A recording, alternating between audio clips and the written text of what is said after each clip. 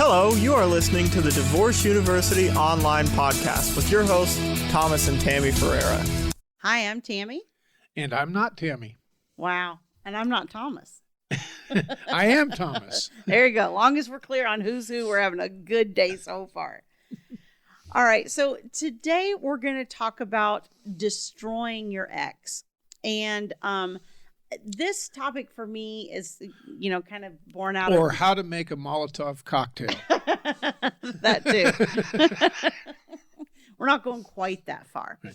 A lot of our topics and things, of course, come from, the work that we do and things that we see people struggle with and questions we get asked and all that. And so Thomas's topics tend to come from, the litigation in the courtroom and, the things he sees people do wrong. And my topics tend to come from my coaching clients. And so this is one of those topics that I came up with. And the idea of this concept is,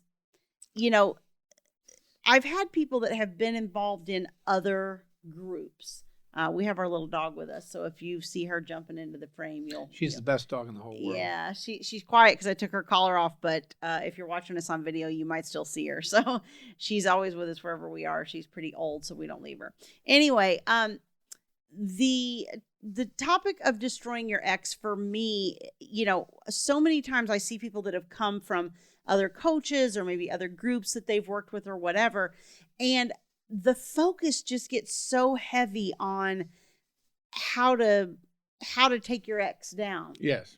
Right. How to beat them in court, how to do your documentation, how to stop them, how to, everything becomes them. Right. And so when I start working with people, one of the things we try to take the focus off of is them.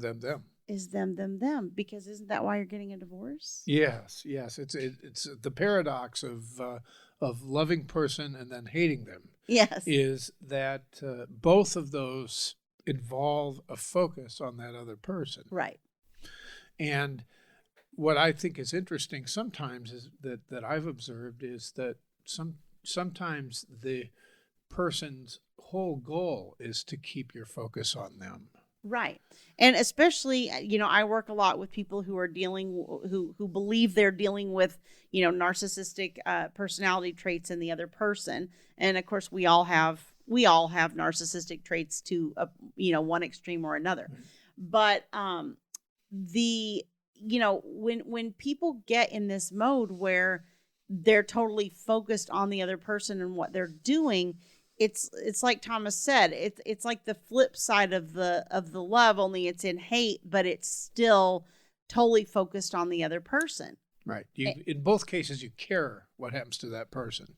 Right. And either in the negative or the positive, right? You're caring one way or another. And so when we start working with especially like you said, with narcissists, they're trying to keep, or many other personality disorders. There's a lot of different high conflict personality disorders that, both show up in male and female. It's just, narcissistic is the one that I tend to work with the most closely. So that's kind of where most of my stories relate from. But, borderline personality disorder, sometimes people that are struggling with bipolar or whatever, a lot of times their, sort of even unconscious goal is to keep the attention focused on them. Right. And so what happens is, you get into this cycle with the other person where even though you're divorced, and especially if you have kids, you're still focusing all of your moves every day around what you're thinking they're going to do or what you're second guessing. Yep. All the time that they're going to do. Mm-hmm. And sometimes you do have to focus on them and document things. We have a whole file on my ex-wife. If she's listening. The kids are grown now, so we can pretty much burn the file, but yeah. Well, we haven't used it. We haven't used it. It's kind of like nuclear weapons, mutual assured destruction.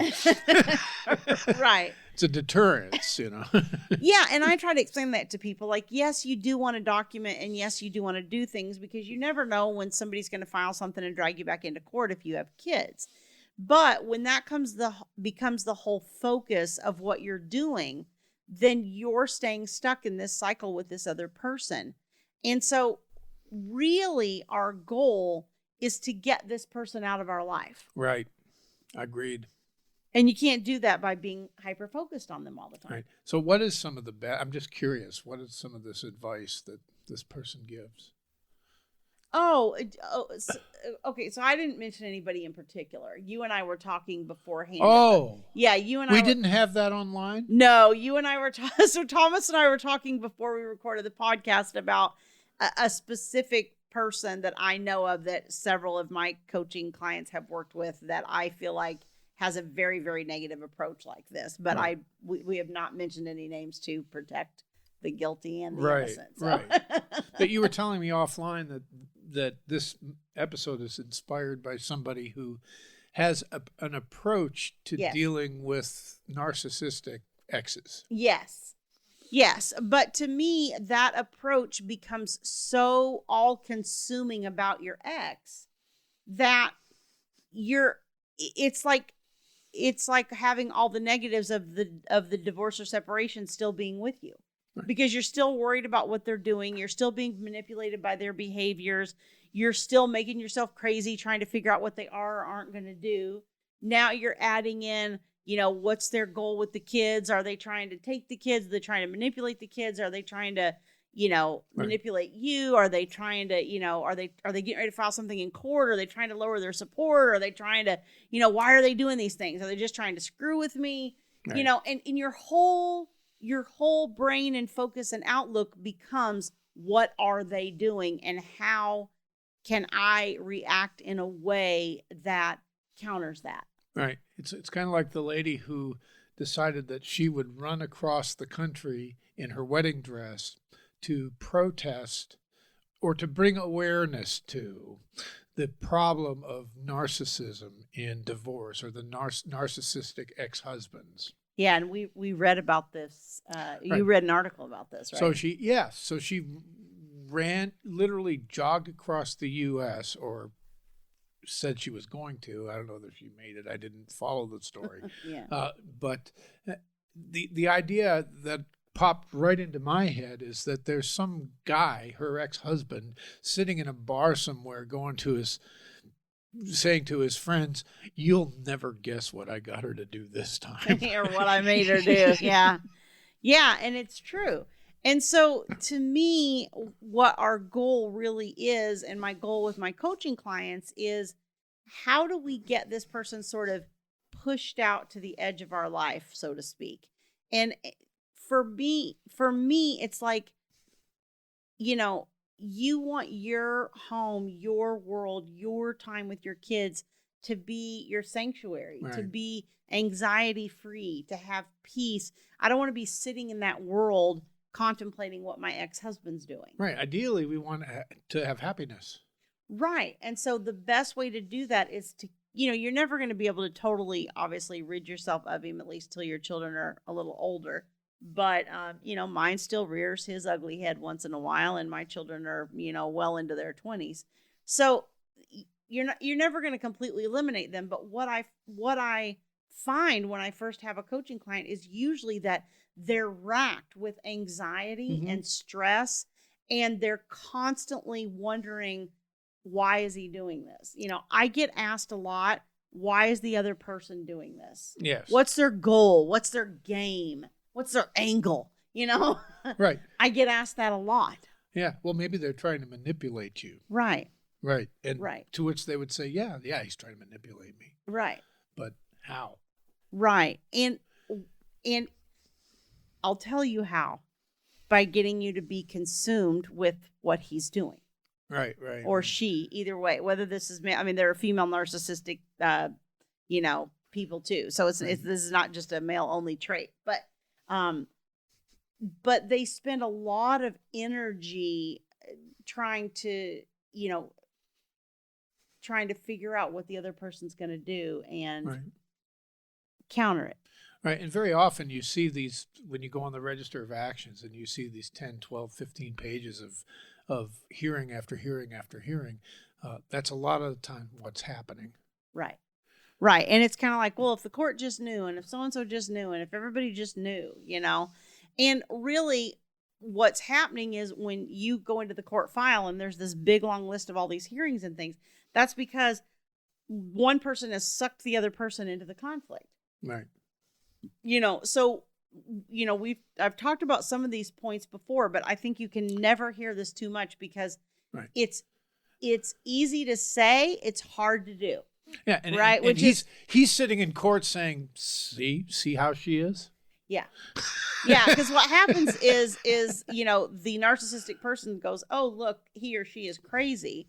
And then the other person's going, look what they're doing. And then it's like, see, look, I told you he or she was crazy. Right. Yeah. So you sort of feed into the whole thing with your own reaction. Yeah. And if you could just step back and be calm, it helps a lot with kind of removing the veil of, the court being able to see what they're doing. Yeah. But my concern a lot of times in the coaching isn't so much the court. And I know that's weird to say, but honestly, it is weird. Honestly, I find if people are, what I'm really trying to do is to create peace in your day-to-day life. And if you're behaving in a way that creates peace in your day-to-day life, that's going to flow into how the court would want you to be behaving anyway. That's true. That's what they're looking for. Right. Those two things are aligned. Isn't that ironic? Yes. Yeah. Yeah, but they spend so much time trying to sort of strategize around the court and stress themselves out that they end up acting against their own best interest. Yeah. It's kind of like having this fly buzzing around your head. Right. And you can either go nuts trying to end the little guy's life, or you can just treat it as background noise. Right. It's just background noise. Right. Let him. Yeah, he's doing his thing again. Yeah. Not that you might not want to set a fly trap on the other side of the room and hope he goes into it, but right. But like I said, one of the things that happens is people get hyper focused on this, and they're hyper focused on anticipating what the other person's going to do. So part of what you have to start to do, especially in I find this really comes down to communication a lot. Mm-hmm. Because a lot of high conflict situations, people are using Talking Parents or Our Family Wizard or some sort of messaging app. Yes. And they get some message, and as soon as they get the message, right, their stress goes through the roof. And so, back to the title that we were talking about, which is, destroying your ex. It's like when you have that negative approach where you're reacting to everything and you're trying to document and do all these different things, to me, that's really about how do I take the other person down? Right. Yeah. How do I take them down? And because that's going to solve my problem if I can take them down, right? Or so we think. But the problem is if you have kids, that's not going to solve your problem. Right. Because that person's always going to be there. So you might take them down momentarily, but guess what's going to happen? They're going to want a rematch. Yes. Yeah. So it just feeds the beast. It feeds the cycle further and further. And so my goal in working with clients is not to help them destroy the other person. That's not our goal. Our goal is to not care what the other person's doing. Yes. Because they'll destroy themselves. To become indifferent. That's right. Right. Because if the other person is dysfunctional enough, they'll take care of the destruction all on their own. But here, the problem is that he's majored in pushing your buttons. Or she, yeah. He or she, yes. Mm-hmm. It's not always sometimes. So in my marriage, the woman is the narcissist. I don't know that she's a narcissist. But... No, I'm kidding. I'm talking about you. Oh, me. Yeah. Oh, sorry, I missed that. I thought you were talking to your ex. I'm really sorry. I apologize. I think my husband just called me narcissist on air. She's not. She's not really a narcissist. And if she was, then she wouldn't be taking this so well. But if this person's been married to you, so they know where the landmines are, and they're looking for them. Right. They want to set you off, and they know what hurts your feelings, what makes you angry. They know all that stuff. Exactly. And so there's a big difference between wanting to preserve your own self and to have peace and happiness, and wanting to just take the other person down. Right. And I think sometimes when we get hyper focused on the negative things and the documentation and what do I do in court and what do I say in court and everything becomes about them, then it becomes, like I said, about just taking them down, and that's your only goal. But we need to flip that and start saying, how do I achieve peace in my world? Right. And whatever that other person's doing, I don't care. Yes. I'm just going to let them do what they're doing, because if they're totally screwed up or they don't care about the kids or their goal is only money or whatever, trust me, those people always end up destroying themselves. All right. Well, and part of the key to me is, what are you building? Right. What are you creating? For me, we were creating relationships. Mm-hmm. We were creating family. And we were creating a step family and our business. Right. Mm-hmm. So what are you standing for? I mean, you can't just stand for not him. Right. You know, it's kind of like the election. You know, the Democrats stood for we're not Trump. Right. And I don't think that really is a strategy for victory. Right. It's, you know, you have to not be not him. You have to be you. Right. So you have to be you in the positive, not him in the negative. Yeah. Yeah. I agree with that. So, you know, one of the things that I start with people is, don't worry about what the other person's doing. What the other person's doing isn't what's going to determine your outcome, not in your life and not in the court. What you are doing is what's going to have the impact on that. Right. So, you know, one of the things that we start doing in the communication is minimizing it. Yes. You know, you and I frequently see responses that are paragraphs and paragraphs. Right. And that, yes. And that's a no-no. Right. Yeah. Try to be concise. Right. It's very important to be concise in all your writing, but especially, and the thing that you can really eliminate from the communication is statements about feelings, either yours or the other person's. Absolutely.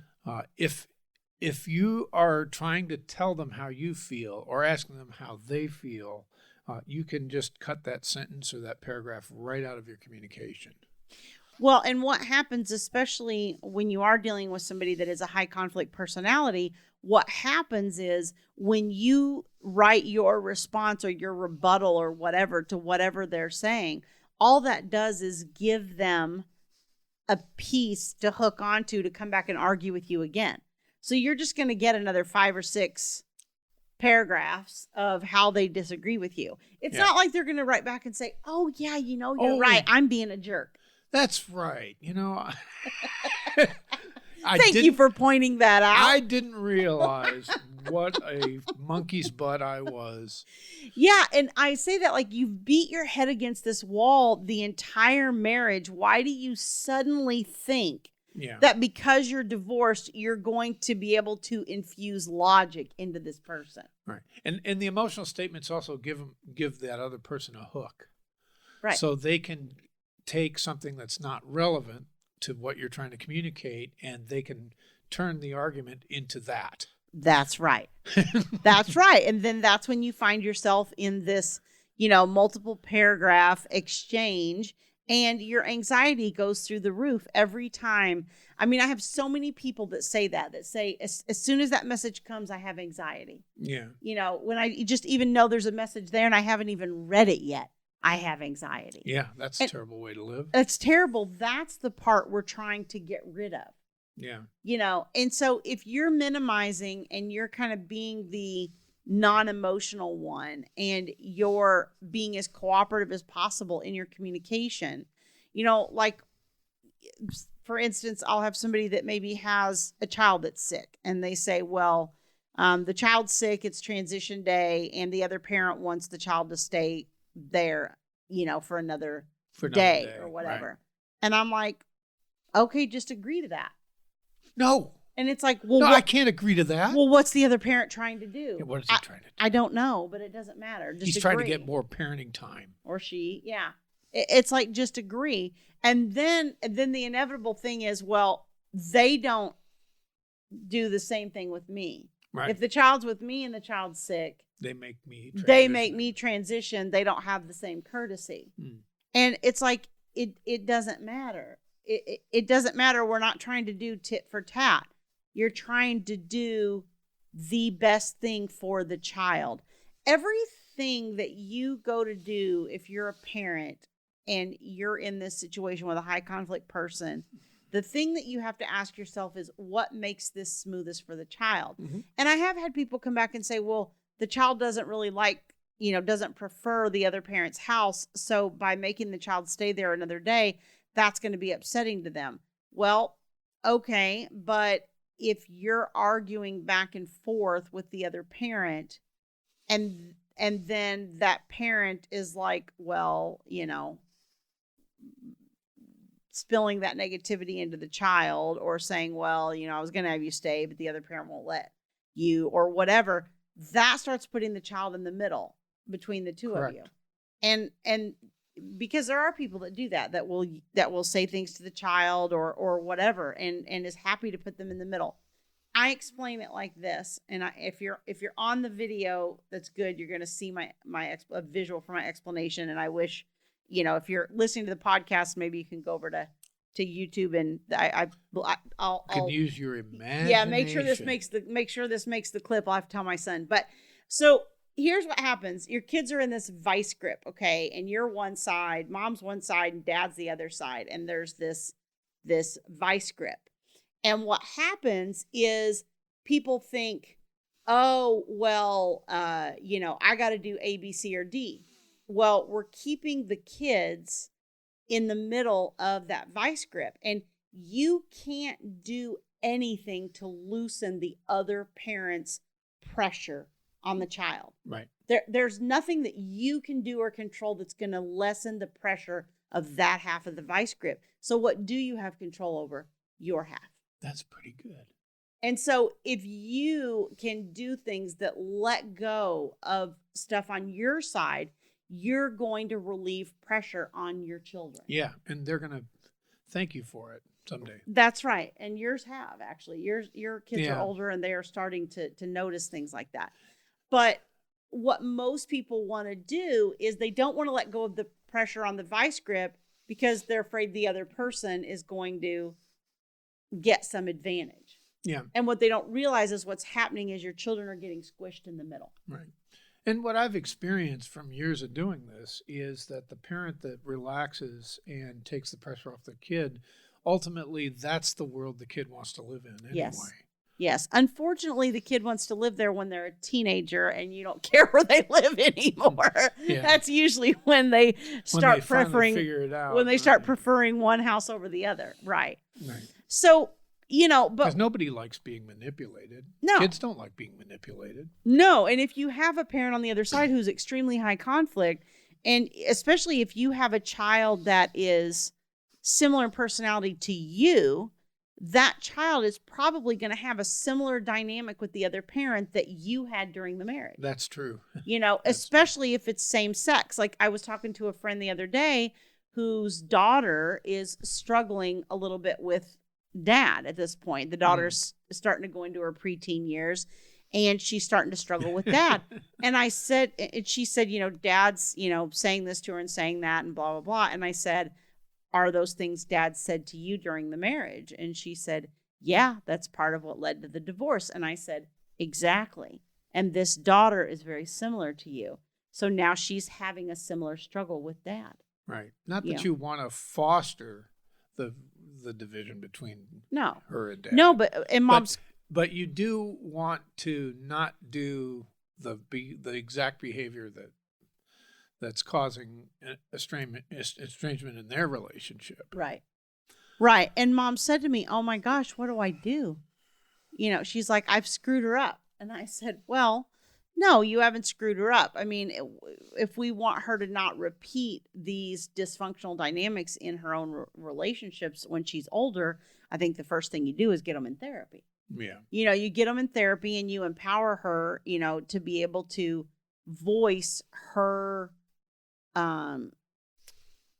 feelings to dad. Because so many times we see, especially in the dynamic of dads and daughters, we see a lot of girls are afraid to tell their dad. And I don't think that always means that dad's some, inherent monster or anything. It's just that I think that's a normal dynamic. I mean, pretty much every kid I know, the one person in the world that they're fearful of is their father, usually. Yeah. I think that's true of all of us. I know for my kids, they're boys, and that's true. So I think for girls, a lot of times, I know for me, it was harder. My dad is a very kind, soft person, but I was still sort of afraid to tell him how I felt. I was afraid of disappointing him, afraid of upsetting him, and things like that. And so it's real important to get the kids in therapy when you have these kinds of dynamics so that they can learn to be empowered to be able to be verbal about how they feel. Right. Because a relationship with anybody is ultimately your own responsibility. Right. My mom can't manage my relationship with my wife. Right. For example. It's not good if she tries, at least. And it's not good if she tries. No, that relationship is my responsibility. Right. If, for you dads out there, if you feel that your child is becoming alienated from you, there's a tremendous temptation to try to blame the other parent. We're going to blame mom. Mom is manipulating. Mom is saying negative things to me, to the kids about me, etc. But at the end of the day, that relationship's your responsibility. Right. And I asked my guys, well, have you taken an interest in what they're interested in? Right. What? Do you know what they're interested in? No. Well, maybe that's a good place to start. Right. What is they're interested in? If they're if you're alienated from a child and you just show up at the dance recital or at the play that they're in or at the ball game or whatever it is, just make an appearance. Right. Well, and this is sort of the flip side of like what I'm talking about with the women, what you're talking about. And this is like a lot of men say, mom is guilty of parental alienation. We hear that a lot.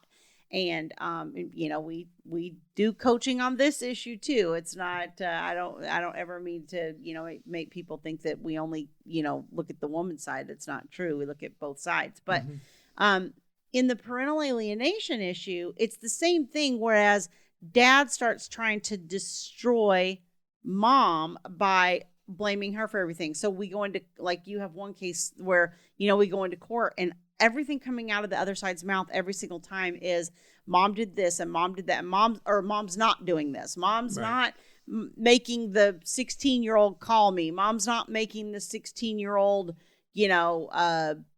go to the visitation. Mom's not, encouraging them to have their visits with dad, and mom allows them to not talk to dad and say no. Mom's aligning the kids with him. With her. Mom's doing all these things. And, one of the things that really struck me and Thomas in this case, because, we've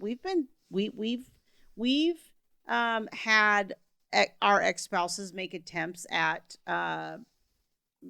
damaging our relationship with our children. Each of us have had different experiences around that. But in this particular case, the daughter was involved in an activity, let's just say dance. And okay, so mom signs her up for dance. Dad knows. Mom communicates all this to dad. Mom gives dad the times and all the things. And 4 or 5 months later, after the daughter's been participating in dance for so long, it's like, dad's never showed up for any of it, and his excuse is, well, the daughter won't speak to me because mom has, made her hate me. Well, okay, prove mom wrong by showing up. Right. Yeah. Even if she won't talk to you, show up at that dance and at her dance recital and be there and watch and she'll see you. She'll know you're there. Do you stay to the end of the movie? Right. Where the dad is sitting in the audience and the daughter comes out on stage and she sees dad in the audience and a tear forms in her eye. You got to stay till that part of the movie. That's the best part of the movie. Yeah, and people bail. They do. And so, you have to be present. If you're being present and showing up, the kid's going to know that, and they're going to recognize it. You know, one of the things my boys can tell you is pretty much every single high school game, basketball game that they had, I was there. Right. You know, I might have missed one, you know, over the years. And if you're fixated on destroying her, right, then your attention is not on the kids. That's right. And the same thing with the women when they're focused on destroying him, or they're having anxiety, they're totally absorbed with the anxiety and the stress and the concern about what he's doing and the manipulation and all this stuff. You're not focusing on your kids either. And it's weird. I have this one case where I have dad and the two daughters are alien, essentially won't see him, won't even have a meeting with him. And his answer is always the same. See what you've done. See what you've done. See, this is all your fault to mom. But same thing. He's not showing up for their stuff. That's right. And the thing is, no matter what the court does, and the court has come up with some interesting solutions to this problem. attempted solutions that have not worked. But nothing works. Right. And the reason it doesn't work is because none of these solutions address what the problem really is. Right. And the problem is, Dad has not taken responsibility for this relationship. Right. He has not sat down and thought, I have a fractured relationship with my daughter. How can I fix that? Right. What can I do? Right. Not what did she do? What can I do? Yeah. And I mean, and we've talked about this before with like your kids, like, one of Thomas's kids is, all about what we're buying him. We call him our material boy. He loves his shoes, his clothes. And he's living in a material world. He really is. He totally does. But if you were alienated from that child, then what we'd do is probably call up and say, hey, you want to go shopping? We'll take you on a shopping trip, And some parents will come back and say, like, I remember my ex-husband used to say to me, well, I'm not just an ATM. I'm not just going to go get them and just go spend money and just really, because that's a lot of what you do on teenagers. Right. In some form or another, even when you're not alienated from them. And if for somebody who's not an ATM, you sure spit out a lot of $20 bills. No, he doesn't. No, he doesn't, because he isn't an ATM. Yeah. But I'm just saying, like, you can't look at it as, oh, the kid only cares about money. You have to look at it as, I'm going to sacrifice this money because this buys me time in front of them and helps to build the relationship. Right. Or my other child's love language is listening to him while he vents. Yes. And he's got bottomless wells of rage. Well, I don't know about rage. I would say hatred. Yeah, hatred, whatever you're going to call it. Toward other people, everybody. It doesn't matter who it is. And what I try to do, and I've stopped doing this, I used to try and argue with him. Well, come on, that guy couldn't be all that bad. Right. I mean, he's not really trying to shoot you, is he? Yeah. Yeah. And now I realize that he's got to do this for 15 or 20 minutes, and then he gets exhausted and gives up. Which is what I'm about to do, get exhausted and give up. All right. Okay. So I hope that's helpful. I mean, I want you to kind of have some perspective on, our goal isn't to annihilate the other person. Our goal is to rid our world of that person. And I think that's a very important distinction, because ridding your world of the other person involves focusing on you, focusing on your kids, focusing on your life, and not being reactive to the other person. Right. And if they fall into a manhole and die, well, that's just good luck. I'm sorry. Right. And focusing on destroying them only keeps you wrapped up in that negative cycle of the relationship. So, all right. So thanks for joining us. If you're watching us on YouTube, don't forget to hit like and subscribe so that you get more videos like this as they're released. If you're listening to the podcast on any of the Apple, what am I trying to say? My Apple, Spotify, iTunes. I think it's iTunes. It's not Apple. Anyway, iTunes, Stitcher, Spotify. Steve Jobs. See, you're starting to learn where we're carried at too. Then don't forget to hit like and subscribe to the podcast so that you also get notified of new releases. And we will see you next time. Thank you. Thank you for listening to the Divorce University online podcast. with your hosts Thomas and Tammy Ferreira. For more information, visit www.divorceuniversityonline.com.